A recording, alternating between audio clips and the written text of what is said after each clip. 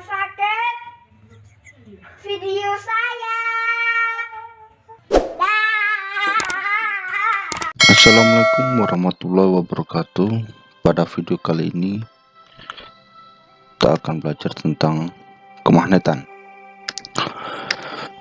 dimana asal-usul kemagnetan ini berasal dari kata magnesia yang merupakan nama suatu daerah di Asia. Jadi bangsa Cina ini sudah menggunakan petunjuk arah, yaitu dengan menggunakan jarum kompas. Sifat-sifat magnet. Jadi yang pertama, magnet dapat menarik benda dari bahan-bahan tertentu. Jadi untuk magnet, jadi gunting, kunci dan lain-lain bisa ditarik, ya, seperti bola itu tidak dapat ditarik. Kemudian yang berikut, bahan magnetik dan bahan non magnetik. Jadi magnetik, ferromagnetik, bahan yang dapat ditarik dengan kuat oleh magnet dan dapat dijadikan sebagai magnet. Contohnya adalah baja, besi. Bahan non magnetik terdiri dari bahan paramagnetik, kemudian bahan yang dapat ditarik dengan lemah oleh magnet dan tidak dapat dijadikan magnet. Contohnya aluminium. Bahan diamagnetik, bahan yang ditolak dengan lemah oleh magnet dan tidak dapat dijadikan magnet. Contohnya adalah seng. Jadi bahan magnetik atau ferromagnetik dapat kita kelompokkan, ya, yaitu bahan magnetik keras dan bahan magnetik lunak. Bahan magnetik keras ini bahan yang sulit untuk dijadikan magnet, tetapi jika sudah menjadi magnet, sifat kemagnetannya sulit dihilangkan. Jadi nanti ada cara membuat magnet. Bahan magnetik lunak adalah bahan yang mudah dibuat magnet, tetapi mudah pula sifat kemagnetannya hilang. Contohnya adalah besi.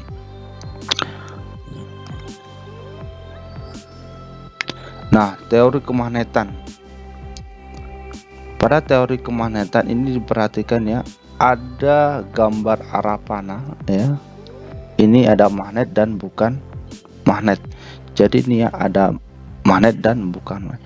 Nah, besi dan baja terdiri dari atom-atom magnet yang disebut dengan magnet elementer. Besi dan baja yang tidak bersifat magnet, susunan magnet elementernya tidak teratur. Jadi ini yang dinamakan dengan magnet elementer, ya. Ini magnet elementer. Jadi besi baja yang tidak bersifat magnet, elementernya tidak teratur. Ini yang bukan magnet, yang tidak teratur. Kemudian besi dan baja yang bersifat magnet, susunan magnet elementernya itu adalah teratur. Jadi ini dikatakan magnet, ini dikatakan bukan magnet, karena magnet elementer yang ada di dalam besi ini teracak, sementara magnet elementer yang ada di dalam itu teratur. Magnet elementer pada besi mudah diarahkan. Jadi ini untuk cara membuat magnet. Untuk pada besi itu sangat mudah diarahkan, tetapi pada baja itu sangat sulit dijadikan magnet karena magnet elementer yang ada di dalam itu sulit diarahkan. Ini, ya, sukar diarahkan. Kemudian yang berikut, pengaruh magnet. Pada magnet elementer, benda yang bersifat magnetik dan non magnetik. Nah, ini, ya, pengaruhnya magnet. Tembaga. Kalau tembaga nih contohnya. Nah, ini magnet elementernya ini berubah. Nah, teracak. Besi. Itu magnet elementernya, ya. Nah, itu. Kemudian magnet memiliki dua kutub, ya. Magnet memiliki kutub magnet, ada ujung-ujung magnet yang mempunyai gaya tarik atau gaya tolak tarik. Jadi ada dua kutub, yaitu kutub selatan dan kutub utara. Mempunyai dua kutub, selatan dan utara. Jadi ujung magnet ini yang memiliki gaya tarik yang terbesar antara selatan dan utara. Sifat-sifat kutub magnet. Sifat kutub magnet itu, kutub magnet tidak senama tarik menarik. Jadi dia antara kutub utara dan kutub selatan itu akan terjadi tarik menarik karena kutub tidak sama. Ini ya. Kemudian kutub senama, kutub yang sama itu adalah tolak menolak. Jadi ini, kalau selatan dengan selatan berarti dia tolak menolak, kalau utara dengan utara berarti dia akan tolak menolak. Itu sifat kutub magnet. Kemudian yang berikut ini adalah cara membuat magnet. Yang pertama itu dengan cara digosokkan. Dengan digosokkan magnet secara berulang dan teratur pada besi dan baja, maka besi dan baja akan bersifat magnetik. Jadi ini cara membuat magnet dengan cara digosok, tetapi cara menggosoknya itu berulang-ulang dengan satu arah, sehingga magnet yang ada di dalam besi atau baja itu akan teratur nantinya. Kutub magnet yang dihasilkan di ujung bahan selalu berlawanan dengan kutub magnet yang digosoknya, jadi diulang-ulang terus. Kemudian cara yang kedua itu dengan menggunakan arus listrik atau elektromagnetik. Ini ya gambarnya. Arah kutub magnet dapat ditentukan dengan kaidah tangan kanan ya. Ini kaidah tangan kanan. Kutub utara ini arusnya utara selatan. Jadi ini apa? Ini keempat jari arah arus listrik. Ini menggunakan elektromagnet, ini besi, kemudian ini adalah lilitannya, jumlah lilitan, semakin banyak lilitan maka kutub magnetnya juga akan kuat. Ibu jari arah kutub utara. Kemudian yang ketiga dengan cara induksi. Bila besi dan baja didekatkan tidak menyatu pada magnet yang kuat, maka besi dan baja akan menjadi magnet.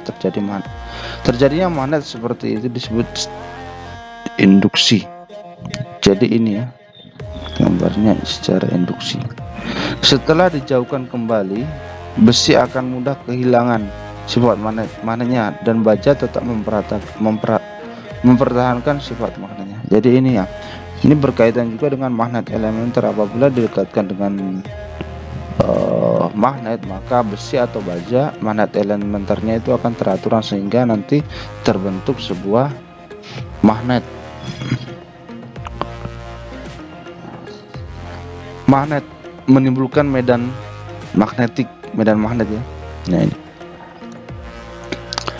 Medan magnet adalah ruang di sekitar suatu magnet di mana magnet lain atau benda lain yang mudah dipengaruhi akan mengalami gaya magnetik jika diletakkan dalam ruang ini. Ya, medannya masih di sekitar ruang, masih di daerah tersebut, itu namanya medan. Kemudian garis-garis gaya magnetik adalah garis yang menggambarkan adanya medan magnet. Ini ya, ini magnet, kemudian ini serbuk. Jadi nanti ketika taburi serbuk besi dia akan membentuk seperti ini. Kemudian yang berikut itu adalah sifat dari gaya magnetik. Jadi ini yang pertama, ini adalah gaya magnetik. Garis gaya magnetik itu keluar dari kutub utara masuk di kutub selatan. Begitu pula dengan ini, keluar dari kutub utara masuk di kutub selatan. Sifatnya garis gaya magnet tidak pernah saling berpotongan, jadi ini tidak akan pernah berpotongan. Nah, ini juga. Kemudian yang kedua itu adalah garis gaya magnet selalu keluar dari kutub magnet utara dan masuk ke kutub selatan magnet. Ini ya, jadi kutub utara masuk di kutub selatan. Ini juga begitu, sama. Tempat yang ketiga, tempat yang garis-garis gaya magnetnya rapat menunjukkan medan magnetnya kuat, sehingga tempat yang garis-garis magnetiknya renggang menunjukkan medan magnetnya lemah. Jadi semakin rapat garis gaya magnet ini, maka kekuatan magnet tersebut juga akan semakin kuat. Nah, di sini untuk bumi memiliki sifat kemagnetan, magnetik bumi, itu nanti kita akan pelajari pertemuan berikutnya. Jadi untuk pertemuan hari ini pembahasannya cuma seperti itu.